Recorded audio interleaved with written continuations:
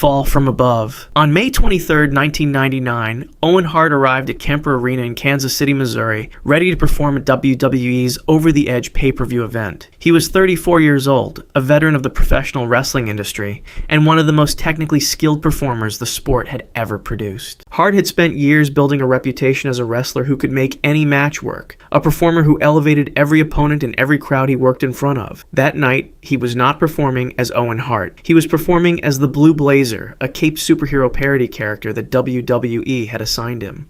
The Blue Blazer was comedic in design, a deliberate contrast to the serious, accomplished athlete beneath the costume. The character had an elaborate entrance planned for the evening. Rather than walking down the ramp, the Blue Blazer would be lowered from the arena's rafters on a cable, descending dramatically toward the ring below before being released to land on his feet in a planned finish to the descent. Kemper Arena that night was full. The crowd had come for a pay-per-view, an event that carried more spectacle and more production than a standard weekly broadcast. The rigging above the ring was part of that spectacle.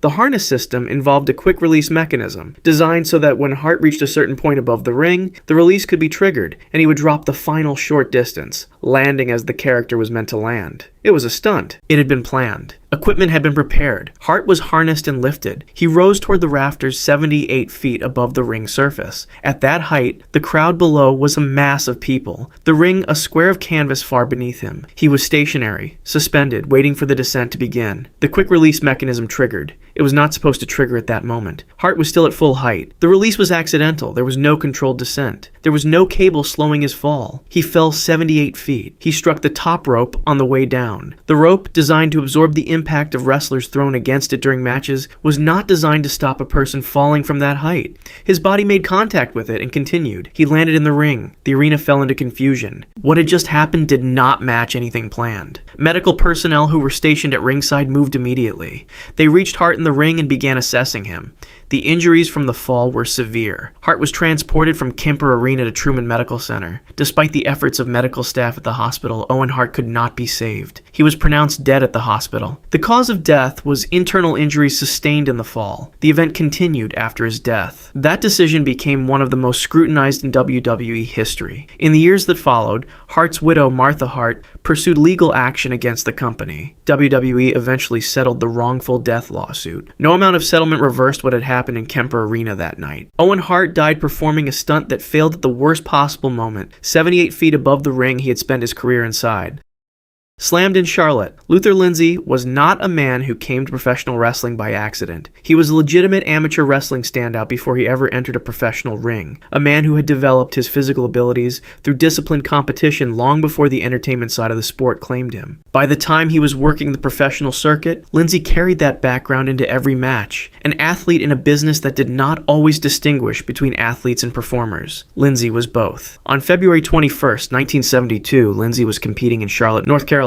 The match was part of the professional wrestling circuit of that era, a period when the sport ran through regional territories, each with its own promoters, its own cards, its own regulars. Charlotte was part of that world. Crowds came to these events expecting the physical spectacle the sport delivered, and the performers delivered it night after night, city after city, match after match. During the match, Lindsay executed his finishing move, a diving belly flop, and pinned his opponent. Then he did not get up. A diving splash is a move in which a performer throws their body forward through the air to land on a prone opponent. It is a move repeated countless times across countless matches. On this night in Charlotte, as Lindsay remained on top of the pinned opponent, something went wrong inside his body. He was attended to and removed from the ring. Luther Lindsay died. The cause was a heart attack. The exact sequence of how the cardiac event related to the physical activity of the match is not established in confirmed public records. What is confirmed is that Lindsay competed that night, collapsed after completing his pin, and did not survive. He died in Charlotte on February 21st, 1972. His background as one of the most technically accomplished wrestlers of his generation made his death a significant loss to the sport, though the full scope of what had been lost would only become clearer to later generations looking back at the era.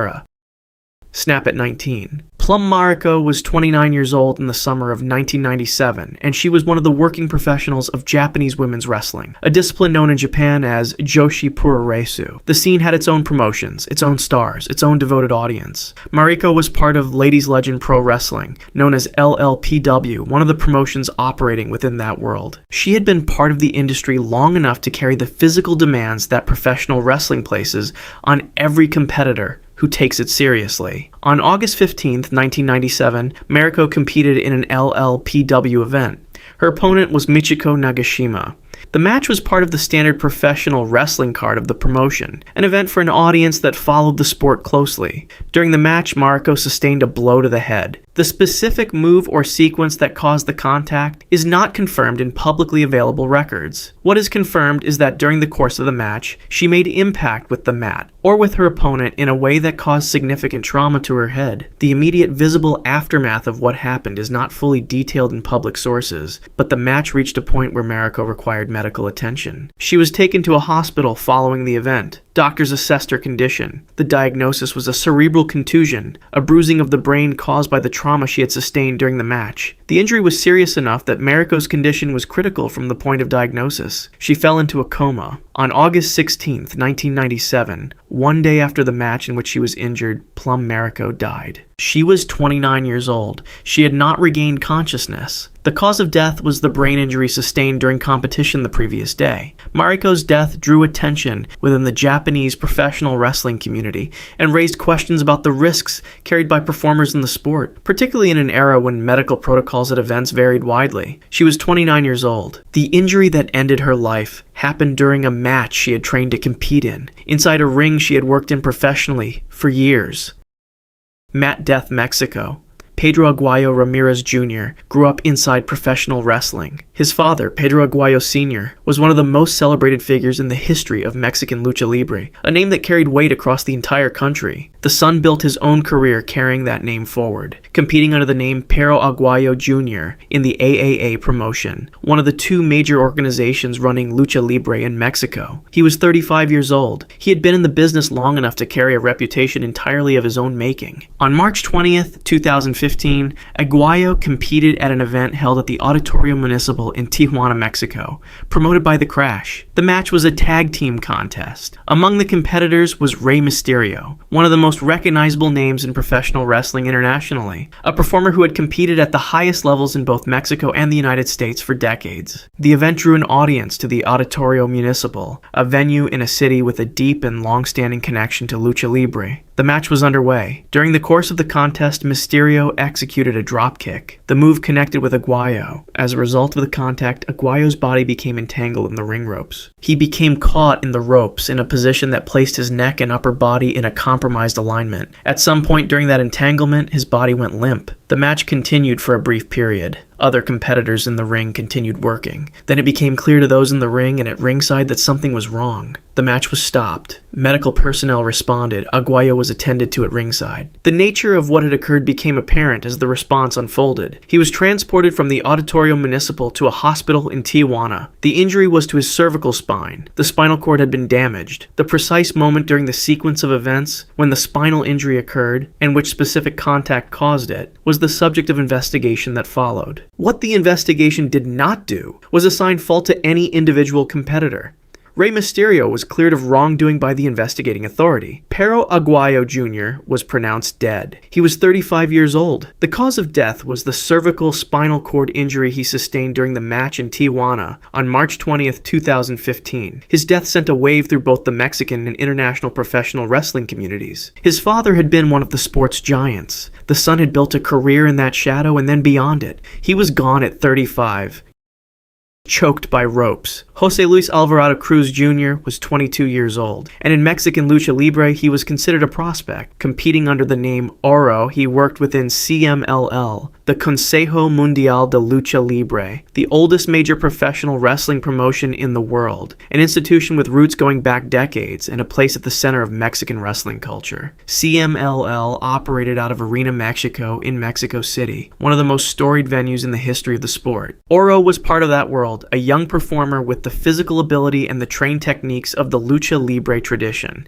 Lucha libre places particular demands on its competitors. The style emphasizes aerial movement, agility, speed, and sequences that use the ring ropes not just as a boundary but as a launching point. Moonsaults, springboards, and high-flying maneuvers are part of the vocabulary. They require precision. The margin between a move executed correctly and one that goes wrong is measured in inches and fractions of a second. On November 7th, 1993, Oro was competing in a CMLL event. During the match, he attempted a moonsault from the ropes. A moonsault is an aerial move in which the performer faces away from the ring, uses the ropes as a platform, and rotates backward through the air to land on an opponent or the mat. It is a move that demands exact timing and body control. During the attempt, Oro became entangled in the ropes. His body did not clear them cleanly. He fell. The fall was not the kind of fall that professional wrestlers train to absorb. He came down in a way that placed catastrophic force on his neck. The injury was a broken neck, a fracture of the cervical vertebrae. He was 22 years old, lying in a CMLL ring, with a cervical fracture. Ringside personnel and medical staff responded. Oro was attended to and removed from the ring. He was transported for medical treatment. The injury to his neck was severe. The fracture to the cervical spine was not survivable. Oro died from the cervical injury he sustained during the moonsault attempt. He was 22 years old. His death remains one of the youngest in-ring deaths in the history of major professional wrestling. A performer who had barely begun his career in one of Lucha Libre's most prominent organizations died attempting a move that was part of the language of the sport he had trained to compete in.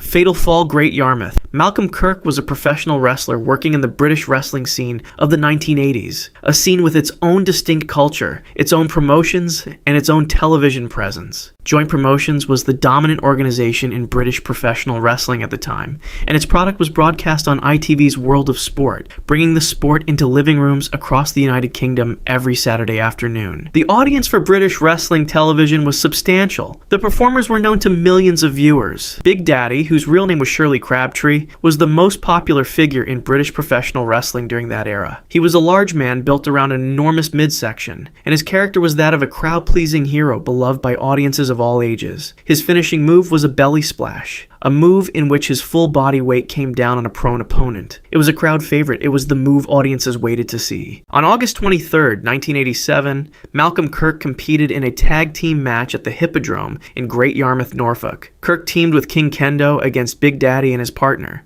The match proceeded as professional wrestling matches of that era were structured, building toward the moment the crowd anticipated. Big Daddy applied his finishing move. His weight came down on Malcolm Kirk. Kirk did not get up. What followed was not immediately understood by everyone in the building. Professional wrestling involves performers staying down as part of the performance. The line between performance and genuine medical emergency is not always visible from the outside in the first moments, but it became clear that something was wrong with Malcolm Kirk. He was not getting up because he could not. Those present at the venue responded. They reached Kirk in the ring and began working. The situation was serious. Kirk was attended to and removed from the ring. He was taken from the venue. Malcolm Kirk died of a heart attack. The pathologist who examined the case noted that Kirk had likely suffered 6 undetected minor heart attacks previously, and concluded it was probable Kirk had the fatal attack while still standing, before Big Daddy's move even landed. Whether the move contributed to triggering the event is not established with certainty. Kirk was a professional doing his job on a night when he was part of the country's most prominent wrestling circuit, and he did not leave the ring under his own power. Broadcast on air. Mitsuharu Misawa built one of the most celebrated careers in the history of professional wrestling in Japan. He competed at the highest levels of All Japan Pro Wrestling before eventually founding his own promotion, Pro Wrestling Noah, which became one of the premier organizations in Japanese professional wrestling in the years that followed. Misawa was known for a style that prioritized physical intensity and in-ring credibility. He was a multiple champion. He was 46 years old in the summer of 2009. On June 13th, 2009, Misawa competed in a tag team match at Hiroshima Green Arena in Hiroshima, Japan, under the Pro Wrestling Noah banner. He was teaming with Go Shiozaki against Akitoshi Saito and Bison Smith in a GHC Tag Team Championship match. The event was a professional wrestling card, the kind of event that Noah ran regularly for the promotion's audience, which followed the organization's product closely. The match was underway. Saito applied a backdrop suplex, A backdrop suplex is a move in which one competitor positions themselves behind the other, lifts them from the waist, and drives them backward and downward, bringing the back of the opponent's neck and upper back into contact with the mat. It is a move with a long history in professional wrestling and in competitive wrestling more broadly. It is a move that, when performed on a competitor whose neck has sustained cumulative damage over years of competition, carries significant risk. Misawa received the backdrop suplex. He went limp. He did not move. The match did not continue. Wrestlers and officials in the ring and at ringside recognized immediately that the situation was not part of the performance. The match was stopped. Medical personnel entered the ring. Misawa was unconscious. He was not responsive. Cardiopulmonary resuscitation was performed on Misawa in the ring. CPR continued while preparations were made to transport him. He was moved from Hiroshima Green Arena and taken to a hospital. At the hospital, doctors assessed the full extent of what had happened. The backdrop suplex had caused damage to Misawa's cervical spine. The spinal cord injury led to cardiac arrest. Despite the CPR that had been initiated in the ring and the continued medical efforts at the hospital, Mitsuharu Misawa could not be saved. He was pronounced dead. He was 46 years old. The cause of death was cardiac arrest resulting from cervical spinal cord damage sustained during the match. Misawa had founded the promotion he was competing in when he died. He had built Pro Wrestling Noah from the ground up after leaving All Japan, and he had continued to compete as one of its top performers into his mid-40s. He died in the ring of the organization he had created. Shot in Laval. Dino Bravo was a former professional wrestler who had competed in the WWF during the 1980s. He was a physically imposing performer, a man built around size and strength, and he had worked at a significant level during one of professional wrestling's most commercially prominent decades. By the early 1990s, Bravo had retired from professional wrestling. He was 44 years old and living in Laval, Quebec, Canada. On March 10, 1993, Dino Bravo was found shot to death in his home in Laval. He had been shot multiple times. Canadian authorities investigated the murder. The investigation developed connections between Bravo's activities following his retirement from wrestling and organized crime. Specifically, authorities investigated his involvement in cigarette smuggling operations. The picture that emerged through the investigation was of a former athlete who had moved into criminal enterprise after his professional career ended. The investigation into Bravo's murder did not result in a conviction. No one was ever formally charged and convicted in connection with his death. The case remained open. The question of who shot Dino Bravo in his home in Laval on March 10, 1993 was not answered by the legal process. Bravo was 44 years old. He had been a professional wrestler at one of the sport's most visible platforms. He had retired, and he had died in circumstances entirely removed from the world he had competed in. His murder was never officially solved. Death in Fayetteville. Nancy Benoit had her own history in professional wrestling. She had competed and managed within the industry for years, working under the name Woman in various promotions before the sport brought her into the orbit of Chris Benoit, one of the most technically accomplished professional wrestlers of his generation. They married. They had a son named Daniel. By 2007, the family lived in Fayetteville, Georgia. Over the weekend of June 22nd through June 24, 2007, Chris Benoit killed his wife and his son inside their home. Nancy Benoit was 43 years old. Her hands and feet were bound. She was strangled. These facts were confirmed by autopsy. Daniel Benoit was 7 years old. He was sedated and then asphyxiated. These facts were confirmed by autopsy. Bibles were placed next to both bodies. WWE had been attempting to reach Chris Benoit that weekend in connection with his absence from a scheduled pay-per-view event. Colleagues had received text messages from Benoit that were unusual enough to prompt concern. When authorities were contacted and arrived at the home in Fayetteville, they found Nancy and Daniel Benoit dead, and they found Chris Benoit dead. Investigators and researchers examined Benoit's brain following his death. The examination was conducted by Dr. Julian Bales and his team at the Sports Legacy Institute. The findings confirmed severe chronic traumatic encephalopathy, a brain condition associated with repeated head trauma. The findings were confirmed. The relationship between those findings and the events of that weekend is not established by any official determination. The condition was present. What caused the events of that weekend remains a matter of documented fact and unresolved question. Nancy Benoit was 43 years old. Daniel Benoit was 7 years old. Their deaths were confirmed by the autopsies conducted by authorities. The home in Fayetteville, Georgia, where they died, was a private residence that became a crime scene over a weekend in June 2007. Chris Benoit was found dead at the scene on June 25th, 2007, having taken his own life. If you want to see more, click the video on screen now.